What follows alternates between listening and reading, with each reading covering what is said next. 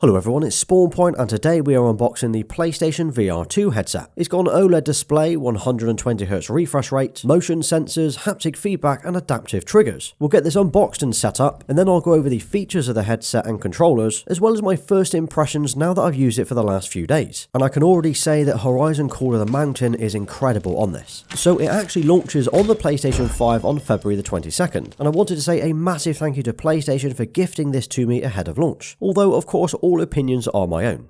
So here's the box that it comes in. Now this is a retail box, so the one that I have here is the same as what everybody else would see. We've got the headset and controller images on the front, along with the specs and features listed on the side. Then if we remove the sleeve, we've got the box itself. It has a simple design with a PS logo on the top and the 4 icons printed around the sides. Now inside the box is pretty minimal, there's no excessive packaging. We've got a cardboard box which contains the accessories. This includes a USB cable to charge the controllers, a pair of stereo headphones that you can plug directly into the headset. And it comes with 3 different earpiece sizes as well, from small to large. And we have the manuals to get you set up. Then of course we have the PSVR2 headset and the 2 VR2 Sense controllers. We've got the left and the right. And that's it, that's everything that comes inside the box. So there's no pouch or carry case for the headset, but you can use the box that it came in to store everything away.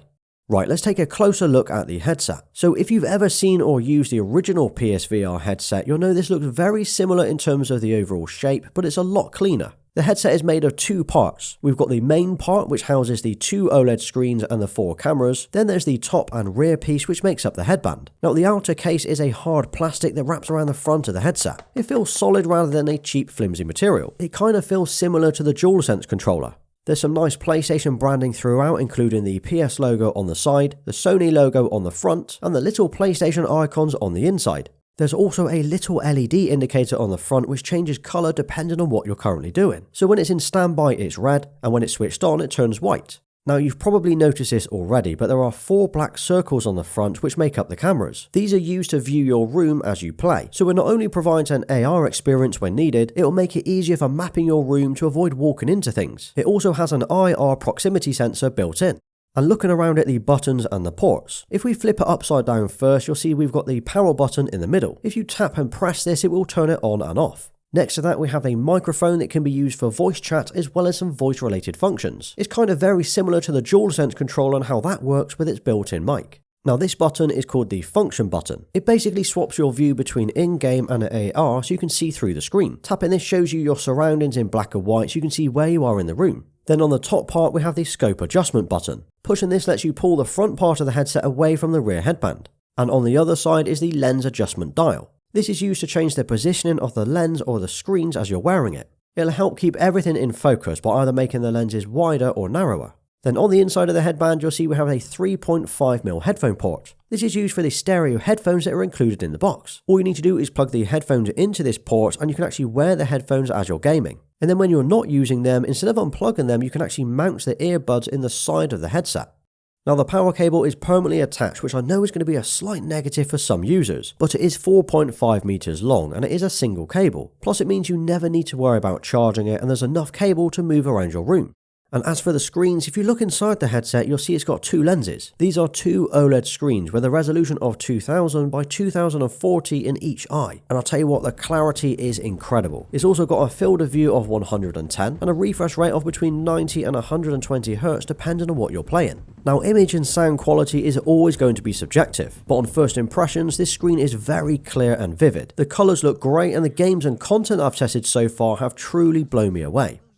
And as for comfort, well on the inside it's got this rubbery material which is soft and flexible. It'll do a great job of moulding it around your face, but I can imagine it's getting pretty grubby over time. Then around the back is the strap. Now some VR headsets come with a ski goggle-like design, but on first impressions I much prefer this. It feels more sturdy and secure, plus it is easier to adjust. So it's a hard plastic frame with a really soft foam-like material on the inside. Adjusting the fit and comfort for the headset is done with 3 simple settings. First there's the scope adjustment button which allows you to adjust the distance of the screen from your face. Then around the back of the headband is this white dial. If you press the button in the middle, this will allow you to adjust the headband size by pulling it out. You can pull it out as far as you need to slide it over your head. From here you can slowly release the band until it's snug on your head. And then you tighten the band by twisting that white dial. And now all you need to do is tweak the focus of the lens or the screen.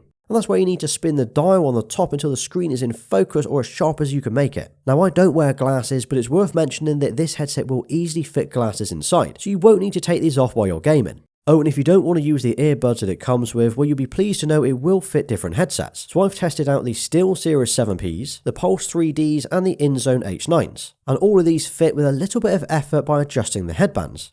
And next up are the two controllers. So these are called the PSVR2 Sense controllers. If you're not sure which is which, there's a little L and R on the inside of the handle. Now, first impressions of these controllers is they feel incredibly well designed. I mean, sure, most other VR controllers look very similar, but the weight and placement of the buttons and triggers feel natural and ergonomic. Plus the overall design with the black and white theme look great. There's the provided strap on each side, which even has a tiny PlayStation logo on the adjustable part. This just pulls up and down to tighten or loosen around your wrist. So it's got a PlayStation button on both controllers, which works in the same way as the DualSense controller. Each controller is nearly identical in terms of the shape and button placements, but the left one has the triangle and square buttons, whereas the right side has the circle and X button. These are in a great position for ease of use, along with the two thumbsticks, which are easy enough to reach. These are also clickable, so they act like a normal L3 and R3 button. The other difference is the left controller has the share button, which allows you to save clips and photos, while the right controller has the menu button.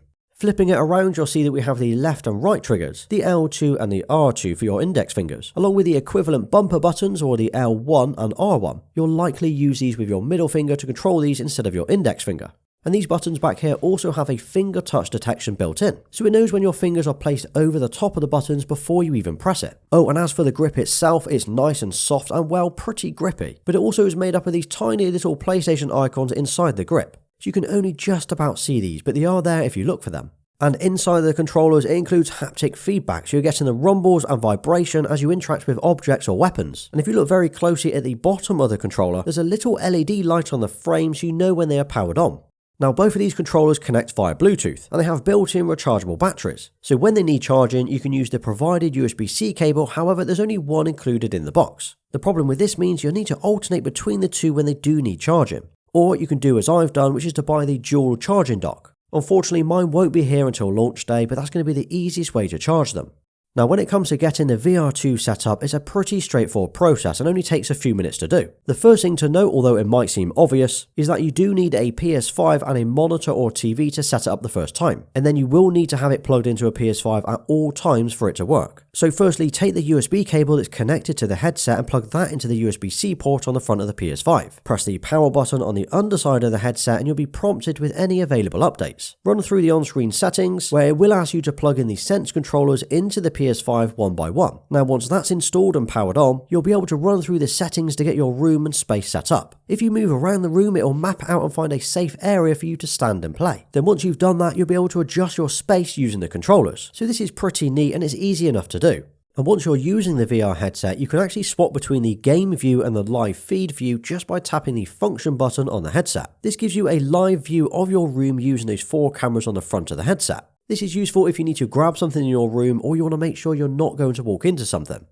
So the first game that I tested out was Horizon Call of the Mountain, and this game has absolutely blown me away. The resolution, smoothness and picture quality is incredible. This is going to be the best game to play and try out right now on this headset. It's immersive and the controls and feedback of the Sense controllers are great. And as the controllers have sensors on the rear triggers, buttons and thumbsticks, the game knows when your fingers are resting on them without needing to press them. But other games that I'm looking forward to testing out over the coming weeks include Gran Turismo 7, Moss Book 2 and Star Wars. Plus there are loads of games that are either in development or are going to be launching very soon. So my first impressions on the new PlayStation VR2 headset is overall very good. It feels nice to wear, it's not heavy or uncomfortable, the visuals look good and the one cable setup isn't bad at all. Now, how it compares to other VR headsets out there, what it's like for gaming, movies and real world use, well, I'll cover that in my full review next week. I wanted to spend another week or so with it to give you my honest thoughts, and of course whether it's worth buying. So drop a nice VR2 in the comments and I'll give you a thumbs up for staying right till the end. And if you did enjoy today's video, check out my top PS5 tips and tricks video next, as it covers over 30 features that you might not know about the PS5. Thanks for watching, please like, sub and follow me on Instagram and Twitter. Until next time.